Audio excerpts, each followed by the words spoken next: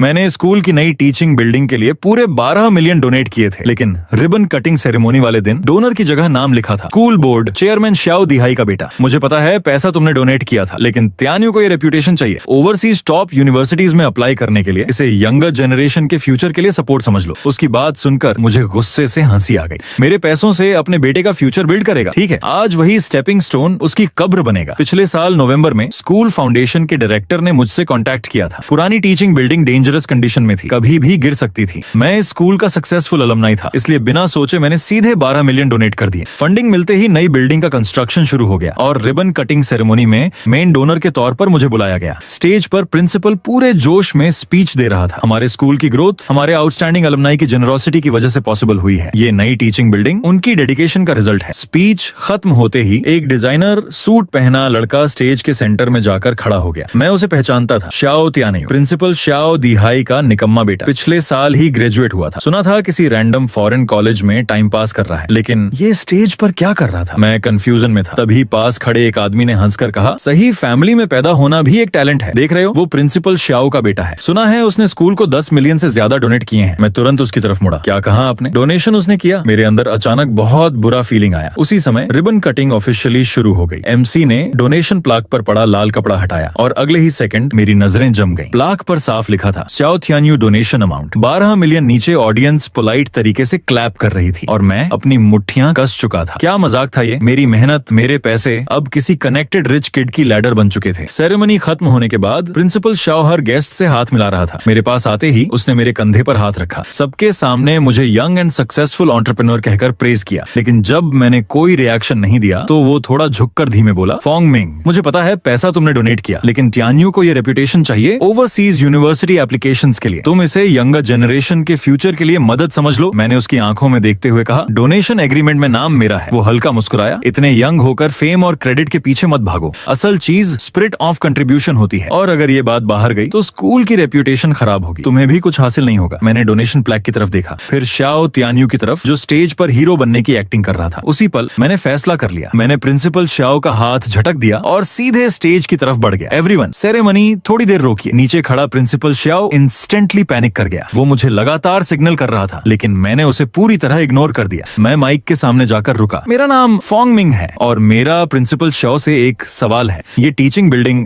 जिसके लिए फंडिंग मैंने दी, उसकी डोनेशन प्लेक पर किसी और का नाम क्यों है? पूरा हॉल एक सेकंड के लिए शांत हो गया। फिर नीचे से आवाजें आने लगी, क्या फेक डोनेशन? किसी और का पैसा क्लेम किया गया? सिचुएशन हाथ से निकलती देख प्रिंसिपल श्याओ पागलों की तरह मेरी तरफ भागा, लेकिन मैंने आसानी से डॉज किया। फिर अपना फोन प्रोजेक्टर से कनेक्ट कर दिया। अगले ही पल बड़ी स्क्रीन पर ट्रांसफर रिकॉर्ड्स दिखाई देने लगे। 12 मिलियन, हर पेमेंट हमारी कंपनी अकाउंट से गई थी। Recipient school foundation, black and white proof. अब किसी के पास बोलने को कुछ नहीं था। ऑडियंस में हंगामा मच गया। एजुकेशन ब्यूरो के लोग गुस्से से लाल हो गए और रिपोर्टर्स, उनकी तो लॉटरी लग गई। सब कैमरा सेट करके रिकॉर्डिंग शुरू कर चुके थे। श्याओ त्यान्यू पूरी तरह पैनिक कर गया। ये फेक है, ये रिकॉर्ड्स फोर्जेड हैं। मेरे डैड ने कहा था ये जॉइंट डोनेशन है, मैं सिर्फ रिप्रेजेंटेटिव हूँ। मैंने सीधे उसकी तरफ देखा। सारा पैसा मेरे अकाउंट से गया है। अब तुम बताओ इसमें जॉइंट कहाँ से आ गया? फिर मैंने नीचे खड़े प्रिंसिपल श्याओ की तरफ देखा। क्या कहते हैं आप? अब सारी नजरें उसी पर थीं। उसका चेहरा सफेद पड़ चुका था। डर से उसके गाल कांप रहे थे। ये क्लरिकल मिस्टेक है। डेटा एंट्री में प्रॉब्लम हो गई होगी। रिस्पॉन्सिबल स्टाफ को पनिशमेंट मिलेगा। मैंने कोल्ड आवाज में कहा, ये मिस्टेक नहीं है, ये थेफ्ट है। फिर मैंने माइक उठाया और नीचे पूरी क्राउड को देखकर साफ कहा, स्कूल डोनेशन फंड्स के मैनेजमेंट में सीरियस फ्रॉड हुआ है, इसलिए मैं ऑफिशियली अपना पूरा डोनेशन वापस ले रहा हूँ। अगर एक हफ्ते के अंदर पैसा वापस नहीं मिला तो कोर्ट में मिलते हैं। उस पल पूरा हॉल एक्सप्लोड कर गया। जब मैं होटल वापस पहुंचा तो school donation fraud already trending number 1 बन चुका था। कमेंट्स की बाढ़ आ चुकी थी, लेकिन असली ब्लास्ट अभी बाकी था। कुछ देर बाद किसी ने सेरेमनी की लाइव वीडियो अपलोड कर दी। नेटिजन्स ने श्याओ त्यान्यू का सोशल मीडिया अकाउंट भी ढूंढ निकाला। पूरा प्रोफाइल लग्जरी फ्लेक्स से भरा था। Sports cars, designer watches, party videos, private clubs, internet literally फट पड़ा। ये लड़का तो पिछले साल ग्रेजुएट हुआ है ना, इसके पास इतनी दौलत कहाँ से आई? ब्रो समझा करो, ये डैडी पावर्ड बिल्ड है। रेलेवेंट अथॉरिटीज को इन्वेस्टिगेट करना चाहिए। इसी बीच मुझे अननोन नंबर से कॉल आया, मिस्टर फोंग, हम पर्सनली मिलकर मिसअंडरस्टैंडिंग क्लियर करना चाहते हैं। मैंने बिना सोचे मना कर दिया। कहीं ये ट्रैप हुआ तो? सॉफ्ट अप्रोच फेल होते ही दूसरी तरफ का टोन बदल गया। यंग पीपल को इंपल्सिव नहीं होना चाहिए। प्रिंसिपल श्याओ ने एजुकेशन सिस्टम में सालों से कनेक्शंस बनाए हैं, आप उनसे नहीं जीत सकते। मैं हंस पड़ा। वाइस प्रिंसिपल ली, क्या आप मुझे थ्रेटन कर रहे हैं? नहीं, बस रिमाइंड कर रहा हूँ, सब कुछ नेगोशिएट हो सकता है। अगर आप स्कूल के साथ ज्वाइंट डोनेशन स्टेटमेंट इश्यू कर दें तो स्कूल आपको ऑनररी प्रोफेसर टाइटल भी दे सकता है। फ्यूचर बिजनेस में भी फायदा होगा। मैं कुछ सेकंड चुप रहा, फिर धीरे बोला, 3 साल हो गए, फिर भी तुम लोग नहीं बदले। उधर साइलेंस छा गया। क्या मतलब? मैंने कोल्ड आवाज में कहा, 3 साल पहले एक जूनियर स्टूडेंट ने स्कूल फोरम पर मदद मांगी थी। उसके फादर को सर्जरी चाहिए थी, लेकिन पैसे नहीं थे। स्कूल ने उसकी पोस्ट डिलीट कर दी। रीजन, स्कूल इमेज खराब होगी। बाद में स्टूडेंट्स ने सीक्रेटली 10,000 युआन कलेक्ट किए, लेकिन इनफ नहीं था। उसके फादर की सर्जरी नहीं हो पाई और वो लड़की पढ़ाई छोड़कर काम करने चली गई। मैंने इमरजेंसी रिलीफ फंड इसलिए डोनेट किया था ताकि ऐसा दोबारा ना हो, लेकिन अब समझ आया मैं कितना गलत था। मिस्टर फॉन्ग, वो सब पुरानी बातें हैं। मैंने उसे बीच में काट दिया। 1 हफ्ते में पैसे वापस, वरना सारे एविडेंस इंटरनेट पर अपलोड कर दूंगा, और कॉल काट दिया। उसी समय मुझे पुराने क्लासमेट्स के मैसेजेस आने लगे। कुछ लोग सपोर्ट कर रहे थे, कुछ वार्निंग दे रहे थे कि स्कूल ट्रबल क्रिएट कर सकता है। तभी एक क्लासमेट ने स्क्रीनशॉट भेजा, स्याओ तियान्यू की पोस्ट। फोटो में वो मर्सिडीज जी क्लास के साथ पोज कर रहा था। कैप्शन, कुछ लोग दूसरों की सक्सेस देखकर जलते हैं, रूमर्स फैलाते हैं, पैथेटिक। मैं हंस पड़ा। इतने बड़े स्कैंडल के बाद भी फ्लेक्स कर रहा है। मैंने तुरंत स्क्रीनशॉट सेव कर लिया। तभी फोन फिर बजा। इस बार सीधे स्याओ तियान्यू था। कॉल उठाते ही वो चिल्लाया, होंगमिंग, सीधे तरीके से सेटल कर लो, मीडिया में अपॉलॉजी स्टेटमेंट डालो, कहो मिसअंडरस्टैंडिंग थी, वरना कल से तुम्हारी कंपनी बंद करवा दूंगा। मैं शांत आवाज में बोला, हो गया, तुम्हारे डैड की सैलरी 20,000 पर मंथ है, तुम अभी ग्रेजुएट हुए हो, तो जी क्लास खरीदने के लिए पैसे कहाँ से आए? कुछ सेकंड साइलेंस रहा, फिर वो दहाड़ा, मैं रास्ते में हूँ, आज तुझे सिटी छोड़ने नहीं दूंगा। मैं हंस पड़ा, ठीक है, मैं वेट कर रहा हूँ। मैरियट होटल, रूम 1806, और हाँ, थोड़े ज्यादा लोग लेकर आना, वरना इंप्रेसिव नहीं लगेगा। करीब 10 मिनट बाद दरवाजे पर नॉक हुई। मैंने पीप होल से बाहर देखा। 2 बल्कि बॉडीगार्ड्स और बीच में स्याओ तियान्यू। 3 लोग। स्पीड बुरी नहीं थी। दरवाजा खुलते ही स्याओ तियान्यू गुर्राया, होंगमिन, टोस्ट रिफ्यूज करोगे तो पेनल्टी ड्रिंक करनी पड़ेगी, अभी मीडिया में अपॉलॉजी डालो। मैंने बॉडीगार्ड्स की तरफ देखकर कैजुअली पूछा, भाई तुम्हें कितना पे किया इसने? दोनों थोड़े कंफ्यूज हुए। फिर एक बोला, 5,000। मैं हंस पड़ा, बस इसे बाहर फेंको, तुम दोनों को 10,000 दूंगा। दोनों बॉडीगार्ड्स तुरंत चुप हो गए, फिर एक दूसरे की तरफ देखने लगे, फिर स्याओ तियान्यू की तरफ। अगले ही सेकंड उन्होंने डिसीजन ले लिया, सॉरी यंग मास्टर, लेकिन उसने ज्यादा ऑफर किया है, तुम लोग पागल हो गए हो, मेरे डैड स्याओ दिहाई हैं, मैं तुम सबको। उसकी बात पूरी भी नहीं हुई थी कि दोनों ने उसे पकड़कर सीधे एलिवेटर में फेंक दिया। मैंने उन अनोइंग कीड़ों को बाहर फेंकवाया, फिर सोफे पर गिरकर लंबी सांस ली। फाइनली थोड़ी शांति मिली, लेकिन शांति ज्यादा देर टिकने वाली नहीं थी। कुछ ही सेकंड बाद मेरे फोन पर बैंक नोटिफिकेशन आया, 12 मिलियन युएन क्रेडिटेड, पूरा पैसा वापस। और उसी समय दरवाजे के नीचे से किसी ने एक नोट अंदर सरकाया। उस पर बड़े बड़े अक्षरों में लिखा था, quit while you are ahead. मैं हंस पड़ा, हाँ, quit while you are ahead, असल खेल तो अब शुरू हुआ है। मैं हंस पड़ा, नोट को मरोड़कर सीधा डस्टबिन में फेंक दिया। अगली सुबह मुझे एक कॉल आया, मिस्टर फोंगमिंग, कृपया आज सुबह यहाँ आ जाइए। जब मैं पहुंचा तो सामने वही आदमी बैठा जिसने कल फोन किया था। मैं ली जिंगहुआ हूँ, नाइस टू मीट यू। थोड़ी फॉर्मल बातचीत के बाद वो मुझे मीटिंग रूम में ले गया। उसने सीधे पूछा, उस दिन जो हुआ शुरू से अंत तक डिटेल में बताइए। मैंने पूरा incident step by step explain किया, donation, ribbon cutting, fake plaque, threats, सब कुछ। फिर मैंने अपना फोन निकाला और रिकॉर्डिंग चला दी। तान्यू को ये रेपुटेशन चाहिए ओवरसीज यूनिवर्सिटीज के लिए, इसे यंगर जनरेशन के फ्यूचर के लिए सपोर्ट समझ लो। रिकॉर्डिंग खत्म होते ही ली जिंगहुआ की आंखें तेज हो गईं। ये क्रिटिकल एविडेंस है, हमें इसकी कॉपी चाहिए। फिर उसने पेन घुमाते हुए पूछा, स्याओ दिहाई के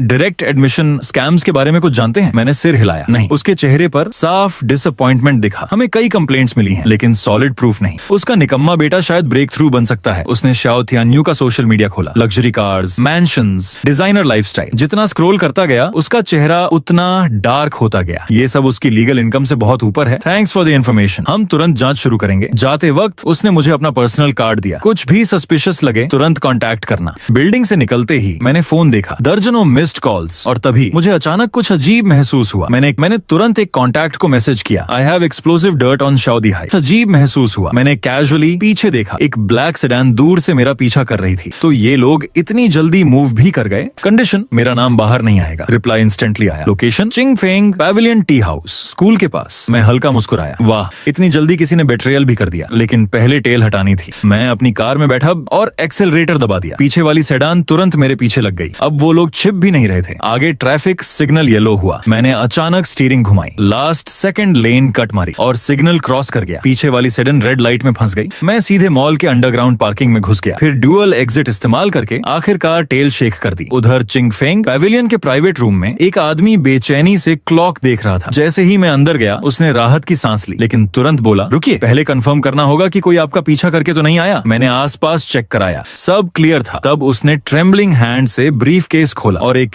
USB ड्राइव निकाली। इसमें श्याओ दिहाई की करप्शन के सारे प्रूफ्स हैं। स्टूडेंट्स के लिए हर साल 8 लाख सब्सिडी आती है, लेकिन स्टूडेंट्स तक 1 लाख भी नहीं पहुंचते। बाकी पैसा गायब हो जाता है। नई स्कूल बिल्डिंग का कंस्ट्रक्शन प्रोजेक्ट उसने अपने ब्रदर इन लॉ को दिलवाया और बिड मार्केट प्राइस से 40% ज्यादा थी। मैंने उसे घूर कर पूछा, इतना एविडेंस था तो पहले सामने क्यों नहीं आए? क्योंकि श्याओ दिहाई इमरजेंसी मीटिंग बुलाकर सारा ब्लेम मेरे ऊपर डालने वाला था। उसे अपनी गलती का एहसास नहीं हुआ। उसे बस पता चल गया कि वो खत्म हो चुका है। उसकी आंखें लाल हो गईं। प्लीज मुझे बचा लीजिए। तुम्हें मैं नहीं बचाऊंगा, तुम खुद को बचाओगे। अब से फुल कोऑपरेशन चाहिए, मैं करूंगा। फिर वो धीमे बोला, एक और बात, श्याओ दिहाई सीक्रेटली आपकी कंपनी की टैक्स इन्वेस्टिगेशन करवा रहा है। ऊपर तक कनेक्शंस हैं उसके। अब वो लोग सीरियस हो चुके हैं। मैंने USB उठाई। मैं तुरंत समझ गया अब मामला सिर्फ रेपुटेशन का नहीं रहा। मैंने अपनी कार यूज नहीं की, सीधे टैक्सी लेकर डिसिप्लिन इंस्पेक्शन कमीशन पहुंच गया। पहले ही ली जिंगहुआ को मैसेज कर दिया था। फाइनेंशियल इरेगुलरिटीज के सॉलिड एविडेंस हैं। जब टैक्सी रुकी, वो पहले से बाहर खड़ा था। USB लेते ही उसका एक्सप्रेशन गंभीर हो गया। मिस्टर फोंग, अब आपको बहुत केयरफुल रहना होगा। कुछ लोग डेस्परेशन में डेंजरस कदम उठा सकते हैं। मैं मेंटली तैयार था, लेकिन मुझे नहीं पता था उसकी बात इतनी जल्दी सच हो जाएगी। होटल वापस लौटते ही मुझे रूम में कुछ अजीब लगा। किसी ने मेरा कंप्यूटर टच किया था। मैंने कर्टन हटाया। वही ब्लैक सेडान नीचे खड़ी थी। उसी समय फोन वाइब्रेट हुआ। Unknown number. USB दे दिया। अब प्राइस चुकाने के लिए तैयार रहो। मैंने तुरंत स्क्रीनशॉट लेकर ली जिंगहुआ को भेजा। ये लोग नीचे होटल में मुझे वॉच कर रहे हैं। कुछ देर बाद उसका कॉल आया। लाइसेंस प्लेट फेक है, नंबर ट्रेस नहीं हो रहा। अभी तुरंत होटल छोड़ो, क्राउडेड जगह पर जाओ, मैं बैकअप भेज रहा हूँ। मैंने 1 सेकंड भी वेस्ट नहीं किया। इंपॉर्टेंट डॉक्यूमेंट्स बैकपैक में डाले और फायर एस्केप की तरफ भागा। लेकिन कुछ स्टेप्स नीचे जाते ही नीचे से भारी फुटस्टेप्स गूंजने लगे। कोई तेजी से ऊपर चढ़ रहा था। मैं तुरंत वापस एलिवेटर लॉबी में भागा और तभी एलिवेटर नंबर्स तेजी से ऊपर आने लगे। 15वीं फ्लोर, 16वीं फ्लोर। मैं पूरी तरह सराउंडेड था। उसी वक्त मेरी नजर एक क्लीनिंग लेडी पर पड़ी। वो बेड शीट्स वाली ट्रॉली पुश कर रही थी। एलिवेटर खुला। 2 बल्कि मैन बाहर निकले। उसी समय स्टेयरवेल से 2 और थग्स आ गए। चारों सीधे एक रूम की तरफ बढ़े। लेकिन तभी एक आदमी अचानक रुका। रुको, इसमें क्या है? क्लीनिंग लेडी कामली बोली, डर्टी शीट्स। वो कुछ सेकंड ट्रॉली को घूरता रहा, फिर सिर हिलाया। शायद मैं ओवर थिंकिंग कर रहा हूँ। और उसी समय एम्प्लॉई सर्विस एलिवेटर के अंदर मैं डर्टी शीट्स के नीचे छिपा हुआ अपनी तेज धड़कनें सुन रहा था। अगर उन्होंने ट्रॉली चेक कर ली होती तो आज मैं गया था। लेकिन मामला यहीं खत्म नहीं हुआ। होटल से निकलते ही वो लोग फिर मेरे पीछे लग गए, मैड डॉग्स की तरह। मुझे ली जिंगहुआ की वार्निंग याद आई। मैं सीधे नियर बाय शॉपिंग मॉल की तरफ भागा। वीकेंड क्राउड की वजह से कुछ ही सेकंड्स में भीड़ में गायब हो गया। लेकिन मैंने गार्ड नीचे नहीं किया। मैं क्लोथिंग स्टोर के फिटिंग रूम में छिप गया और तुरंत अपनी लोकेशन भेजी। बाद रिप्लाई आया, 2nd floor central atrium. Grey jacket वाला आदमी मेरा कोलेग है। मैंने फिटिंग रूम से बाहर झांका। एरिया क्लियर था। मैं केयरफुली 2nd फ्लोर पहुंचा। ग्रे जैकेट वाला आदमी धीरे बोला, मेरे पीछे आओ। 20 मिनट्स बाद वो मुझे एक पुराने शेबी अपार्टमेंट में ले गया। अंदर पहले से ली जिंगहुआ बैठा था। जैसे ही मैं अंदर गया, उसने सीधे बॉम्ब फेंका। 2 घंटे पहले लियू हुआ का कार एक्सीडेंट हो गया। मैं इंस्टेंटली रुक गया। क्या माइनर इंजरीज? लेकिन वो बुरी तरह डर गया है। उसने टेबल पर एक्सीडेंट फोटोज फेंके। एक डंप ट्रक उल्टा पड़ा था, लेकिन रोड पर स्किड मार्क्स मुश्किल से 2 मीटर के थे। ली जिंगहुआ कोल्ड आवाज में बोला, ये एक्सीडेंट नहीं था, ये साइलेंसिंग अटेम्प्ट था। मैंने धीरे पूछा, USB ड्राइव की वजह से? हाँ, हमारी टेक्निकल टीम ने वेरीफाई कर लिया। कंस्ट्रक्शन कोड्स इन्फ्लेट किए गए थे। पुअर स्टूडेंट्स की सब्सिडी से 3 मिलियन UN गायब हुए और सारा पैसा इवेंटुअली उसके बेटे के ओवरसीज अकाउंट में पहुंचा। मैंने गहरी सांस ली। अगर एविडेंस कंप्लीट है तो अरेस्ट क्यों नहीं? ली जिंगहुआ हंसा, क्योंकि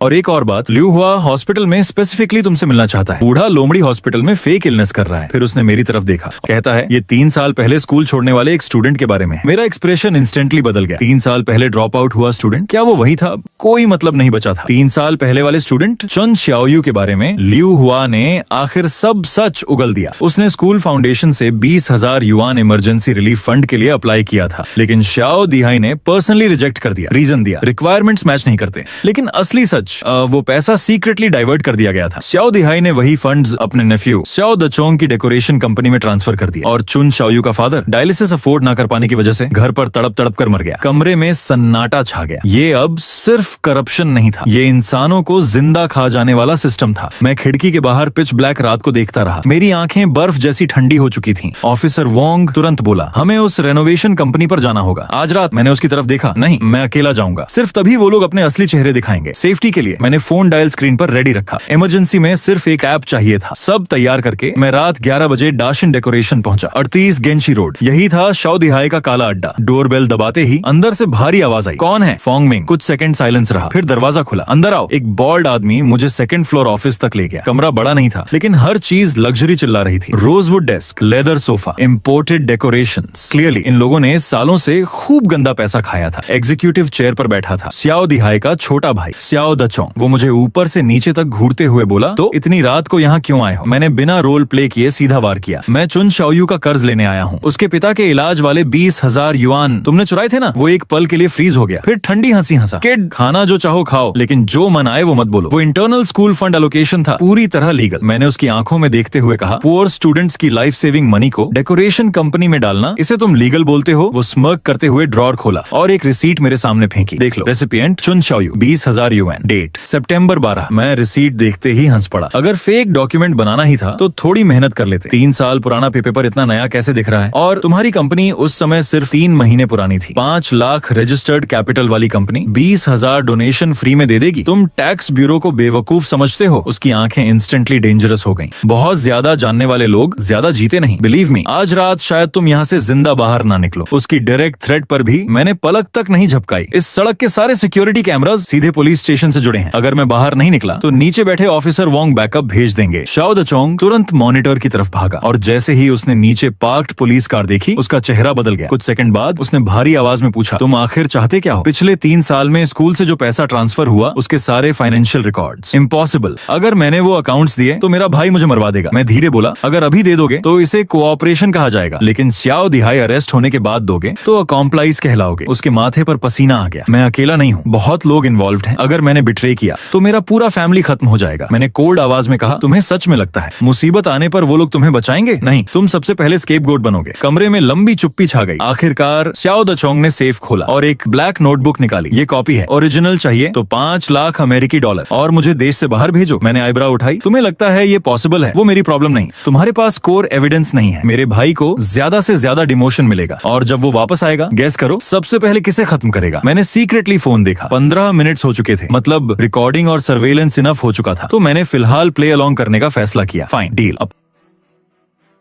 अपार्टमेंट लौटते ही मैंने पूरा इंसिडेंट ली जिंगहुआ को बताया। वो कुछ देर सोचता रहा, फिर फर्मली बोला, कल एक्सचेंज पॉइंट पर जाओ, हमारे लोग हिडन पोजीशंस में होंगे। ओरिजिनल मिलते ही अरेस्ट। मैंने पूछा, अगर उसे ट्रैप समझ आ गया तो उसे ना पैसा मिलेगा ना एस्केप रूट। उसके बाद हमने कल के ऑपरेशन की डिटेल्ड प्लानिंग की। जब मैं सेफ हाउस लौटा, रात के 2 बज चुके थे। मैं बेयरली बेड पर गिरा ही था कि फोन फिर बज उठा। Unknown number. कॉल उठाते ही शाओ दिहाई की भारी आवाज आई, फोंग मिंग, 20 मिलियन दूंगा, पैसा लो और शहर छोड़ दो। मैं ठंडी आवाज में बोला, 20 मिलियन एक इंसान की जान खरीद सकते हैं क्या? दूसरी तरफ लंबी खामोशी रही, फिर कंटेम्प्ट भरी हंसी आई। वो एक्सीडेंट था, उसकी किस्मत खराब थी। उसी पल मेरे अंदर बची आखिरी नरमी भी खत्म हो गई। अब चाहे कुछ भी हो, मैं श्याओ दिहाई को जेल भेज कर ही रुकूंगा। अगली रात 11 बजे मैं बैकपैक में 5 लाख अमेरिकी डॉलर लेकर अकेला डैशन डेकोरेशन पहुंचा। 2nd फ्लोर ऑफिस में इस बार 3 लोग थे, श्याओ दाचोंग, बोल्ड बॉडीगार्ड और ग्लासेस पहना एक आदमी। ये लॉयर जंग है, ट्रांजैक्शन विटनेस। श्याओ दाचोंग ने लेजर मेरी तरफ बढ़ाया। ये सारे ओरिजिनल अकाउंट्स हैं, चुन शाओयू वाला पैसा भी। अब पैसे दो। मैंने बैग खोला, अंदर बंडल्स ऑफ यूएसडी देखकर उसकी आंखों में ग्रीड चमक उठी। वो तुरंत बैग पकड़ने बढ़ा, लेकिन मैंने जिप वापस बंद कर दी। उसका चेहरा उतर गया। क्या मतलब? पहले प्रूव करो कि ये ओरिजिनल्स असली हैं। लॉयर झांग तुरंत बोला, मैं सर्टिफाई करता हूँ, मैं प्रोफेशनल लॉयर हूँ। मैंने कोल्ड स्माइल दी। और अगर तुम फेक लॉयर हुए तो? वो थोड़ा हिचका, फिर लाइसेंस निकाल कर दिखाया। मैंने लाइसेंस देखते ही हंसी दबाई। जांग पिंग लॉ फर्म। इंटरेस्टिंग। अगर मुझे सही याद है, तुम श्याओ दिहाई के कॉलेज क्लासमेट हो। कमरे का माहौल इंस्टेंटली बदल गया। तुम कहना क्या चाहते हो? मैं धीरे धीरे बोला, सिंपल, ये पूरा डील शुरू से ट्रैप था। तुम लोग मुझे फेक ओरिजिनल्स देते, फिर पुलिस बुलाकर एक्सटॉर्शन केस डाल देते और लॉयर जांग कोर्ट में टेस्टिफाई करता कि मैंने फोर्स किया। रिजल्ट, मैं जेल में और तुम दोनों क्लीन। लॉयर जांग की आंखें सिकुड़ गईं। तो कमरे में साइलेंस छा गया। फिर शाओ दाचोंग अचानक चीखा, बकवास, बॉल्डी, मूव। बगल में खड़ा बॉल्ड आदमी इंस्टेंटली फोल्डिंग नाइफ निकालता है, लेकिन ब्लेड मेरी तरफ नहीं मुड़ी, सीधे शाओ दाचोंग की गर्दन पर टिक गई। पूरा कमरा फ्रीज हो गया। मैंने धीरे पूछा, देखा, तुम्हारे भाई ने तुम्हें भी बेच दिया? बॉल्ड आदमी कोल्ड आवाज में बोला, बॉस ने ऑर्डर दिया है, जब तक तुम जिंदा हो तब तक खतरा हो। Dead man keep secrets best. Xiao Dachong की टांगें जवाब दे गईं। Possible, impossible. कांपते हाथों से उसने तुरंत श्याओ दिहाई को कॉल लगाया। कॉल कनेक्ट होते ही उधर से रिलैक्स्ड आवाज आई, पैसा मिल गया? मिल गया, गुड, मैंने तुम्हारे लिए जगह अरेंज कर दी है, बॉडीगार्ड के साथ निकल जाना। उस पल श्याओ दाचोंग पूरी तरह टूट गया। उसकी आंखों में आखिरकार सच उतर चुका था। उसने फोन नीचे फेंका और कांपती आवाज में बोला, मैं सरेंडर करूंगा, मैं श्याओ दिहाई के खिलाफ टेस्टिफाई करूंगा। फिर उसने जल्दी से एड्रेस बताया, south city, old machinery factory family compound, building 3, unit 2, 401। एक रियल लेजर्स और ब्राइबरी लिस्ट मेरी वाइफ के पास है। मैंने तुरंत सारी इन्फॉर्मेशन ली जिंगहुआ को पास की। कुछ ही मिनटों में उन्होंने शाओ दचोंग को कोऑपरेटिंग विटनेस प्रोटेक्शन में ले लिया। सब सेटल होने के बाद मैंने आखिर उस बॉल्ड बॉडीगार्ड की तरफ देखा जो अब भी नाइफ पकड़े खड़ा था। मैं हल्का मुस्कुराया। गिव इट अप, हमारे लोग नीचे पूरे बिल्डिंग को सराउंड कर चुके हैं और मान लो किस्मत से तुम भाग भी गए तब भी शाओ दिहाई तुम्हें जिंदा नहीं छोड़ेगा।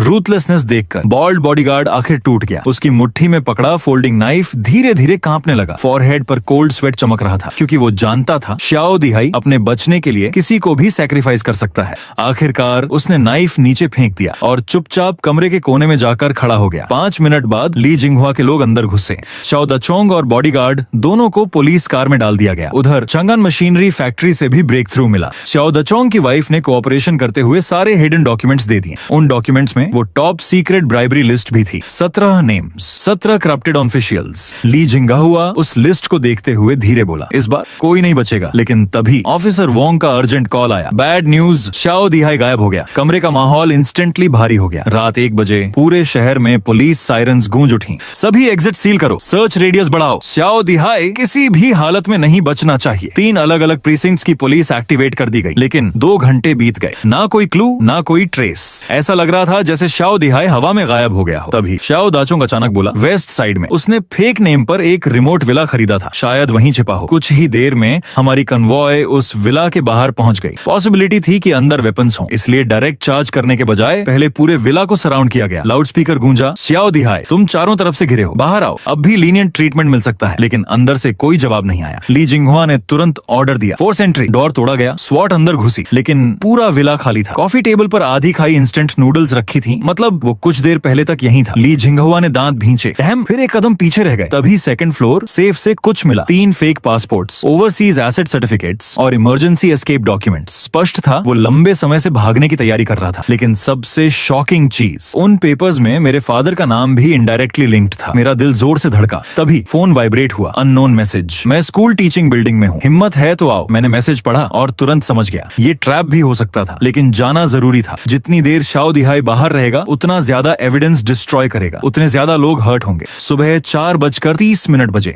Number 1 middle school teaching building. अंधेरे में वो बिल्डिंग किसी जायंट मॉन्स्टर जैसी लग रही थी। ऑफिसर वोंग ने धीरे पूछा, रेडी? मैंने सिर्फ सिर हिलाया। हम दोनों धीरे धीरे अंदर बढ़े। तीसरी मंजिल पर पहुंचते ही हॉलवे के एंड पर एक शैडो दिखाई दी। शाओ दिहाई। उसका चेहरा डेड पेल था और हाथ में कुछ टाइटली पकड़ा हुआ था। ऑफिसर वोंग तुरंत गन तानता है, मूव मत करना, एक कदम और तो गोली मार दूंगा। लेकिन शाओ दिहाई की नजर सिर्फ मुझ पर थी। फोंग मिंग, अपने लोगों को हटाओ वरना तुम अपने फादर का आखिरी सीक्रेट कभी नहीं जान पाओगे। मेरी सांस रुक गई। मेरे फादर? वो धीरे हंसा, तुम्हारे फादर स्कूल अकाउंटेंट थे। तुम्हें सच में लगता है उन्होंने हेल्थ रीजन से जॉब छोड़ी थी? उस पल मेरे अंदर कुछ भारी सा डूब गया। मैंने ऑफिसर वोंग की तरफ देखा। स्टेयरकेस पर वेट करो, अगर कुछ हुआ मैं कॉल करूंगा। वो हेजिटेंट था लेकिन आखिर पीछे हट गया। गन अब भी शाओ दिहाई पर लॉक्ड थी। हॉलवे में सिर्फ हम दोनों रह गए। शाओ दिहाई धीरे बोला, तुम्हारे फादर ने पुराने प्रिंसिपल की एम्बेजलमेंट पकड़ी थी लेकिन रिपोर्ट करने की हिम्मत नहीं हुई। आखिर में 50,000 हश मनी लेकर शहर छोड़ दिया। फोंग मिंग, ये सर्कल कभी क्लीन नहीं रहा। एक शाओ दिहाई गिराओगे, 1000 और पैदा हो जाएंगे। मैंने उसकी आंखों में देखते हुए कोल्ड आवाज में कहा, अगर मुझे विला सेफ में मिला, वो अनसेंट विसल ब्लोअर लेटर ना मिलता, तो शायद मैं तुम्हारी बात मान भी लेता। उसका एक्सप्रेशन बदल गया। मैं आगे बढ़ा, मेरे फादर ने पैसे नहीं लिए थे, उन्हें तुम लोगों ने फोर्स करके बाहर निकाला था। और वो लेटर, वो रिपोर्ट कभी भेज ही नहीं पाए। कुछ सेकंड के लिए शाओ दिहाई पूरी तरह साइलेंट हो गया। फिर अचानक उसकी आंखें पागल हो उठी। अगर तुम मुझे छोड़ोगे नहीं तो हम साथ मरेंगे। उसने अचानक वेपन उठाया, लेकिन उसी पल बैंग, गन शॉट हॉलवे में गूंज उठा। ऑफिसर वोंग ने स्टेयरकेस से शूट कर दिया था। बुलेट सीधे शाओ दिहाई के शोल्डर में लगी। वो चीखता हुआ जमीन पर गिर पड़ा। स्वॉट टीम तुरंत अंदर दौड़ी। खून फ्लोर पर फैल रहा था, लेकिन वो अब भी हिस्टेरिकल हंसी हंस रहा था। फोंग मिंग, ज्यादा खुश मत हो, इस गेम में कोई विनर नहीं होता, सिर्फ इनजस्टिस जीतती है। ली जिंगहुआ तुरंत चिल्लाया, एम्बुलेंस बुलाओ, मरने मत देना, इसे कोर्ट तक जिंदा पहुंचना होगा। 3 दिन बाद शाओ दिहाई ऑफिशियली अरेस्ट हो चुका था, लेकिन केस यहीं खत्म नहीं हुआ। उसकी वाइफ सेंटेंस कम करवाने के लिए नया एविडेंस लेकर सामने आया, एक आयरन बॉक्स और एक USB ड्राइव। आयरन बॉक्स के अंदर पिछले 3 सालों के ट्रांसफर रिकॉर्ड्स थे। USB ड्राइव में रिकॉर्डिंग्स और सीक्रेट अकाउंट्स थे। टेक्निकल टीम ने रिकॉर्डिंग प्ले की। मार्केट प्राइस 8 मिलियन है। कोर्ट 12 मिलियन डालो, एक्स्ट्रा 4 मिलियन यूजुअल स्प्लिट के हिसाब से 60% तुम्हारा, 30% प्रतिशत मेरा, बाकी ऊपर वालों को जाएगा। रिकॉर्डिंग खत्म होते ही कमरे में मौत जैसी खामोशी छा गई। अब कोई शक नहीं बचा था, एविडेंस आयरन क्लैड था। कुछ हफ्तों बाद नंबर 1, मिडिल स्कूल ने ऑफिशियली नया स्टूडेंट एड फंड लॉन्च किया और 3 साल पहले स्कूल छोड़ने वाला चुन शियायू फिर से कैंपस लौटा, नई स्कूल यूनिफॉर्म में। जब वो डोनेशन प्लैक के सामने रुका, उसने धीरे से डीप बॉ किया। इस बार उसकी आंखों में डिस्पेयर नहीं था और नई जिंदगी थी। उसी समय एयरपोर्ट डिपार्चर हॉल की जायंट स्क्रीन पर ब्रेकिंग न्यूज चल रही थी। Latest update, number 1 middle school education corruption case. Intermediate people's court ने आज फर्स्ट इंस्टेंस पब्लिक सेंटेंसिंग जारी कर दी। सभी अक्यूज्ड गिल्टी पाए गए। श्याओ दिहाई 15 years imprisonment और confiscation of all personal property. Wake up to reality. Nothing ever goes as planned in this accursed world. The longer you live, the more you will realize that the only things that truly exist in this reality are merely pain, suffering, and futility.